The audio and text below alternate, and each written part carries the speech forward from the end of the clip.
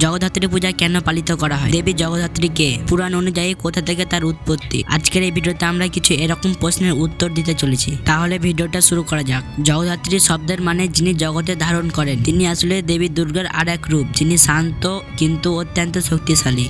তাকে সর্বমঙ্গলা মা বলেও ডাকা হয়। পুরাণ অনুযায়ী কোথা থেকে তার উৎপত্তি। একসময় অহংকার ও অজ্ঞানে মানুষ ভরে গিয়েছিল, তখন দেবতারা আবার সাহায্যের জন্য মহাশক্তির আহ্বান করলেন। সেই সময় দেবী দুর্গা জগদ্ধাত্রীর রূপে আবির্ভূত হন, অর্থাৎ এমন এক রূপ যিনি মানুষকে শেখান অহংকার নয়, ভক্তির বিনিময়ে ঈশ্বরকে লাভ করা যায়। দেবীর রূপ মা জগদ্ধাত্রীকে দেখা যায় 4টি হাত, হাতে শঙ্খ, চক্র, ধনুক ও বাণ, বাহন হিসেবে সিংহ, আর তিনি বসে আছেন মহানগরের উপর।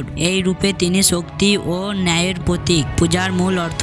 জগদ্ধাত্রী পূজার মূল বার্তা হলো, যে ব্যক্তি নিজের অহংকারকে দমন করে সেই আসলের সত্যিকারের ভক্ত। মা জগদ্ধাত্রী আমাদের মনে করে দেয়, জগৎকে ধারণ করতে হলে আগে নিজের মনকে শুদ্ধ করতে হয়। আর হ্যাঁ, সাবস্ক্রাইব।